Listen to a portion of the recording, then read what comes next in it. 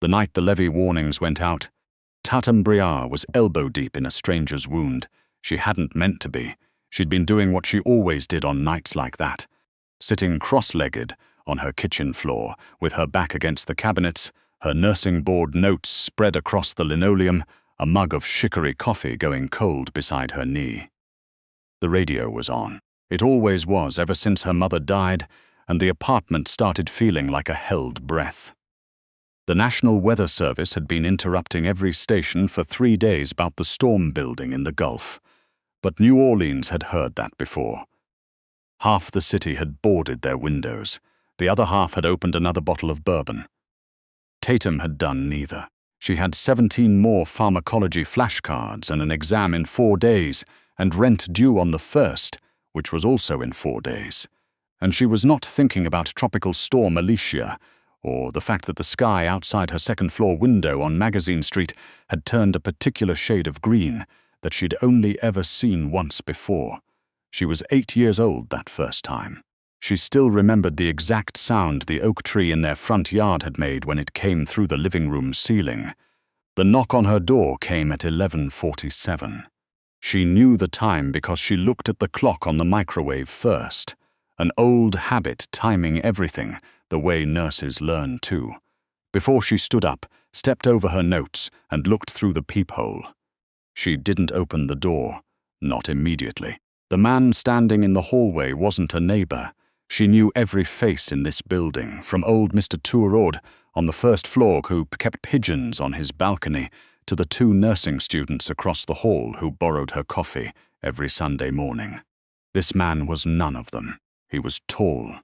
She could see that even through the fisheye lens, with dark hair plastered flat against his forehead from rain, and he was holding the door frame with one hand in a way that wasn't casual. It was the way a person holds something when they are deciding whether or not to let their legs give out. His other hand was pressed against his side. Tatum had done 2 semesters of clinical rotations at Tulane Medical Center. She had seen that posture before. She had seen what that particular placement of a hand meant, that specific hunching of the shoulder, the way a person learns to breathe shallow when breathing deep costs something they can't afford. She still almost didn't open the door. But then his knees buckled, just slightly, just enough that she heard it, that involuntary exhale, the kind that comes when the body overrides the will, and her hand was already on the deadbolt before her brain caught up. "You're going to get blood on my floor," she said, because that was the first thing that came out of her mouth, and she was already stepping back to let him in. He looked at her. His eyes were dark and very steady for a man who was bleeding through his shirt.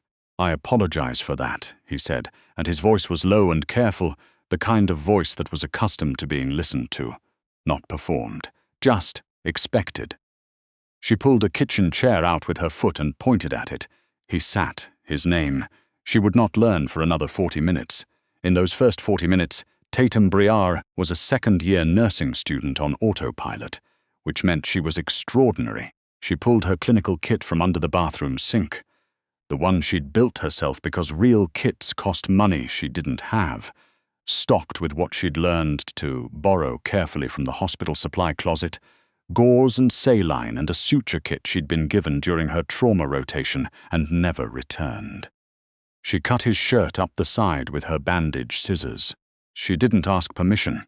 She assessed the wound with her hands and her eyes the way she'd been taught, calculating depth and trajectory and how much time had passed based on the saturation of the fabric, and she thought, through and through. Entry left lateral abdomen. Exit posterior. He'd been lucky. Whoever had done this had been shooting to slow him down, not to stop him. She didn't ask about that either. Not yet. She irrigated the wound with saline, her hands steady, her breathing deliberate. The wind had picked up outside. She could hear it moving through the courtyard below, knocking the iron chairs against the flagstones, bending the banana trees she could see from her window when she looked up. She didn't look up. "You're going to feel this," she said, before she began closing the exit wound. "I've felt worse," he said. "That's not reassuring." Something shifted in his expression, not a smile exactly. "No," he agreed, "I don't suppose it is." She was pressing a folded square of gauze to the entry point when he spoke again.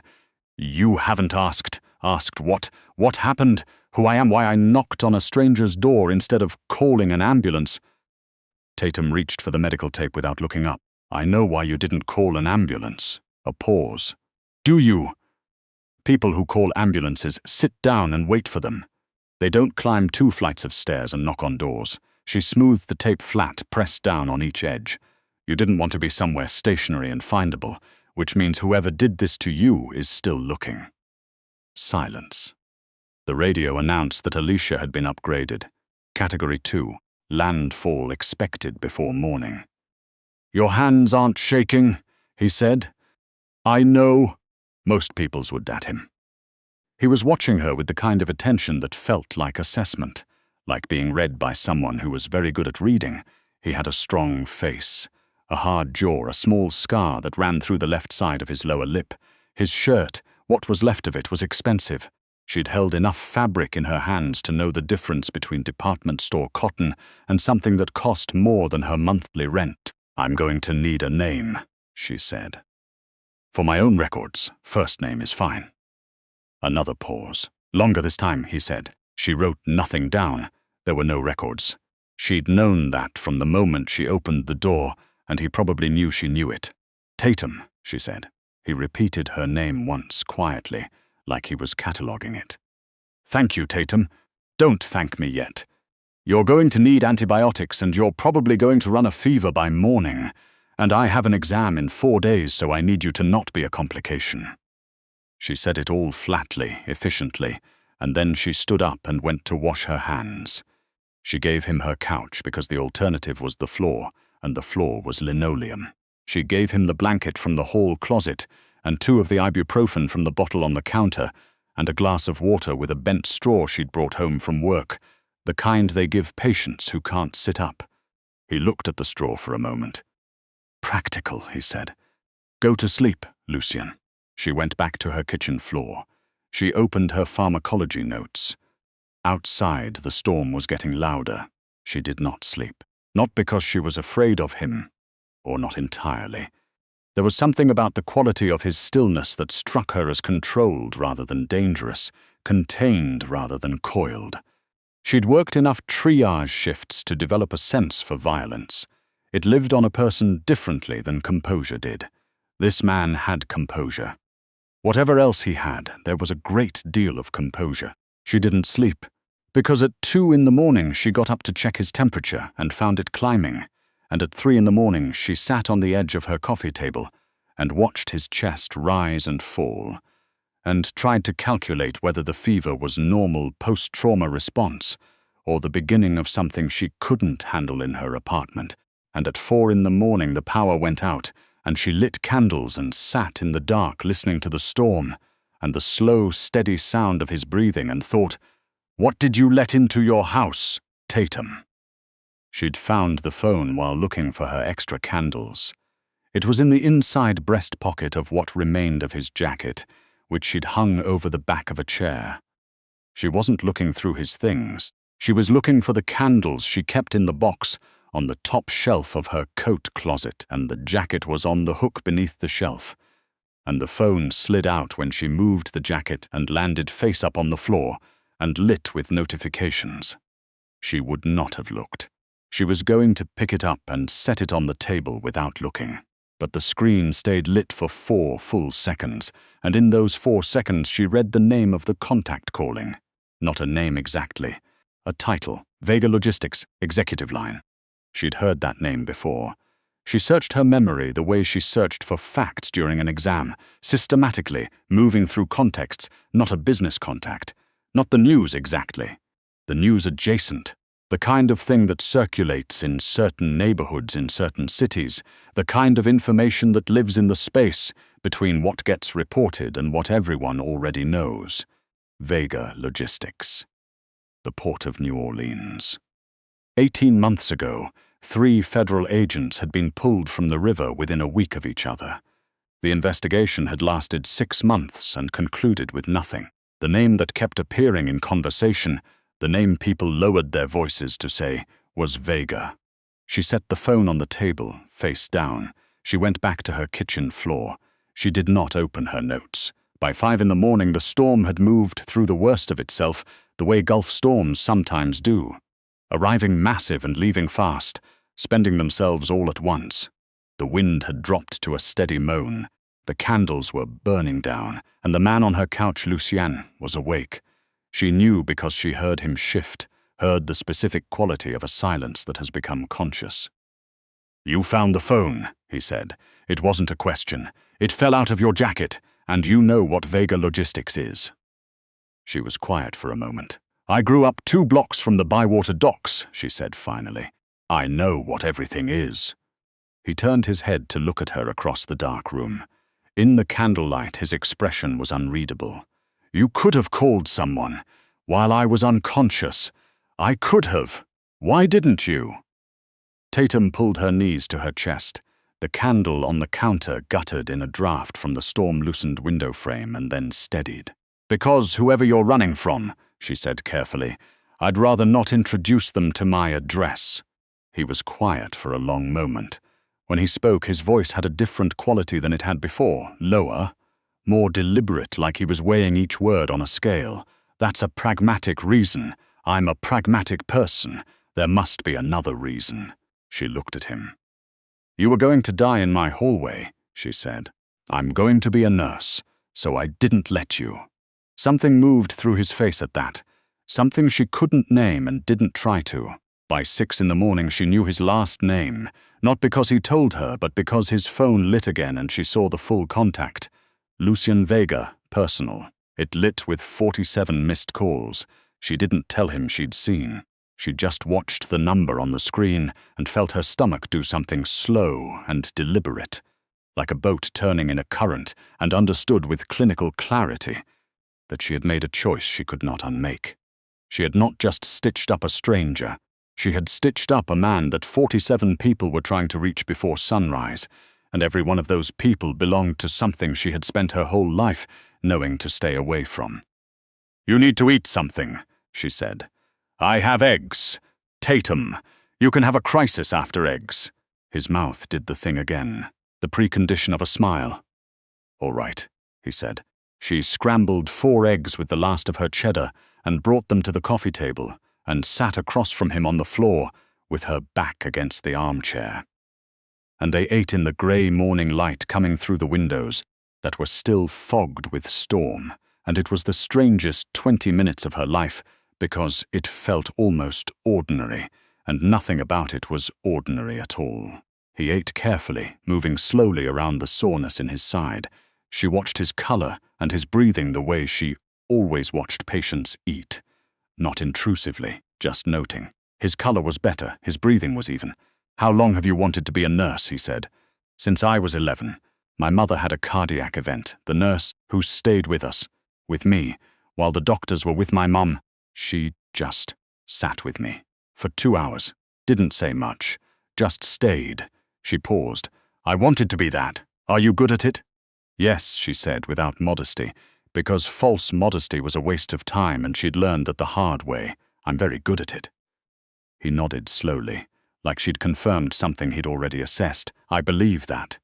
The sun came up the way it does after a Gulf storm, sudden and brutal and brilliant, like the sky is apologizing. The light came through the window and caught the steam still rising from the streets below, and for a moment the whole room was gold. Then his phone lit up again, and the moment ended. He looked at the phone. He looked at it for a long time without touching it. Something moved through his expression that Tatum had not seen there before. Not fear, exactly. Something older than fear. Something that had settled in over years and learned to live there. "They'll find me this morning," he said. His voice was steady. "Matter of fact. My organization, they've been tracking the phone." He paused. "I turned the location off last night, but there are other methods when someone has the resources." Tatum set down her fork. "They'll come here, yes. To my apartment, yes." She was quiet for a moment. The light shifted. Downstairs, she could hear Mr. Turord moving around, probably checking on his pigeons. "How many?" she said, looked at her. "Enough. That's not a number." He considered her. 20 vehicles, he said. perhaps more. They'll secure the block first. Tatum absorbed this. She thought about the nursing board exam. She thought about her pharmacology notes, still spread across the kitchen floor. She thought about the application she'd submitted to the ICU residency program at Tulane, and the letter she was waiting for, and the very specific, very planned-out future she had been building brick by brick for 6 years since her mother died. And left her exactly nothing except this apartment and a bone-deep understanding that no one was coming to save you, so you'd better learn to save yourself. "I want to be very clear with you," she said. She said, "I helped you because it was the right thing to do and because I couldn't not. I am not involved in whatever you're involved in. I have an exam on Friday and a life that I have worked extremely hard for, and I would like to keep both of those things." "I understand," he said. "Do you?" "Yes," he met her eyes. "I will not allow harm to come to you, Tatum. You have my word." She looked at him for a long moment, assessed him the way she'd been trained to assess, not just vital signs, but the deeper calibrations, the quality of his attention, the specific way his face held what he said. "People in your position say things like that," she said quietly, "and mean it the way they mean it, right up until they don't." His jaw tightened almost imperceptibly. "I am aware of what people in my position do," he said. "I'm telling you what I will do." She looked at him for another moment. Then she stood up and took his empty plate to the kitchen and stood at the window, looking out at the wet street below, the storm debris, the downed branches, a Mardi Gras umbrella halfway up a live oak, her neighborhood, the street she'd walked every day since she was 7 years old. She heard his phone vibrate on the coffee table, heard it stop, heard it start again. "You should answer it," she said without turning. A pause. Then the sound of him picking it up. A silence that had a different texture than the previous silences, denser, carrying more weight. "I'm safe," he said into the phone. His voice had changed. Not in tone, still low, still deliberate, but in register something that was not exactly authority but was the ground beneath authority, bedrock. Magazine Street. "Yes." Another pause. "No. Stand down on the inner perimeter. 2-block radius only. Nobody approaches the building." A pause. "Because I said so, Rafferty. That's why." He ended the call. Tatum turned from the window. Outside, the first black SUV turned onto her street, then another. They parked with a precision that looked choreographed. Dark windows, no markings, engines cutting in sequence like a held note being released. Men in dark jackets moved to the sidewalk below, with the particular controlled efficiency of people who did this kind of thing as a matter of professional habit. She counted. She got to 14 before she stopped counting. The block was very quiet. Mr. Turrod's pigeons had gone silent on the floor above. The 2 nursing students across the hall had gone very still. She could tell because the muffled sound of their morning show had cut off. 2-block radius, she said. "Yes. That's my dry cleaner. That's the pharmacy where I pick up my mother's old prescriptions that I never took her off of, because the pharmacist is 90 years old and doesn't look closely, and I've been getting her blood pressure medication for 3 years because I can't afford my own premium." She stopped herself. He was watching her with that same full attention. "Your mother's prescription," he said carefully. "It's not important. How long has she been gone?" Tatum looked at the window, at the men on the street below, at the steam still rising from the wet pavement in the morning sun. 6 years, she said. Silence. "I'm sorry," he said.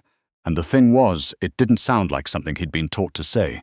It sounded like something he actually felt, which was a particular tone she'd learned to distinguish in hospital rooms where people said it constantly and meant it approximately 30% of the time. She pressed her fingers against the windowsill. Downstairs, the building's front door opened. She heard footsteps on the stairs. Controlled, measured, the tread of someone who has been told to move carefully. A knock on the door of the apartment below hers.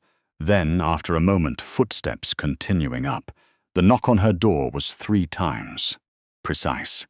She looked at Lucien. He was already on his feet, moving slower than he'd like, one hand resting against his side.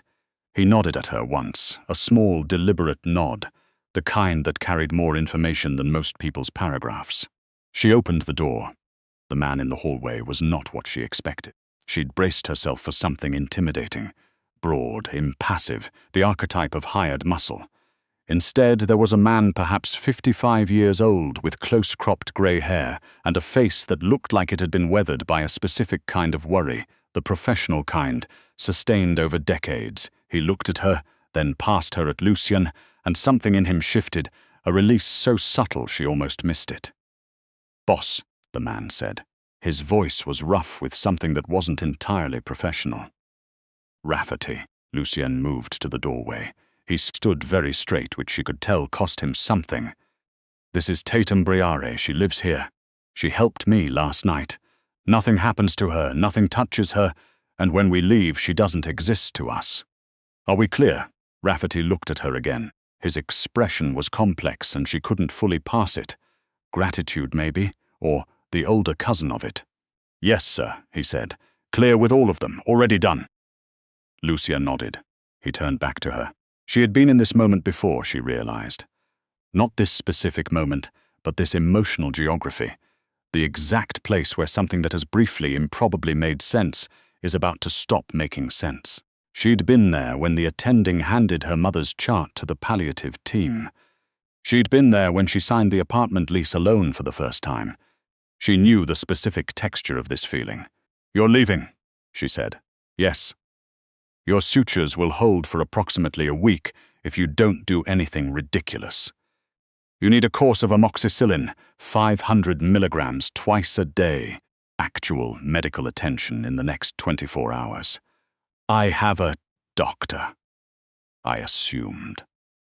He looked at her for a long moment. There was something happening in his expression that she made a conscious decision not to examine too closely, because examining it would require her to admit that last night, in a storm in her kitchen, over scrambled eggs, so something had shifted in a place she generally kept very well maintained and locked. "Your exam," he said. "Friday. You'll pass it." "I know." The corner of his mouth did the thing. This time it completed itself, briefly, into something that was undeniably a smile, small and a little rueful and more real than she'd expected, given the context, given the morning, given the 14 black SUVs on her street, and the 47 missed calls and the wound she'd closed with her own hands in the candlelit dark. "Tatum Briare," he said, like he was writing it down somewhere she couldn't see. "Lucien Vega," she said back. He held her gaze for one more moment. Then he walked out the door and Rafferty fell into step beside him, and she stood in the hallway listening to them descend the stairs. She stood there until she heard the building's front door open and close, until she heard the engines below start in sequence, until she heard the sound of 20 vehicles moving away from her block in careful, coordinated order, returning her street to her, or what remained of it. She went back inside. She stood in the middle of her living room and looked at the couch, the indentation in the cushion, the blanket folded with precision she hadn't asked for, the empty water glass with the bent straw placed on the coffee table with what could only be described as consideration. On the coffee table, beside the glass, was a card. No name, no logo, just a number handwritten in ink that was decisive and straight. She picked it up, held it, put it in her pocket.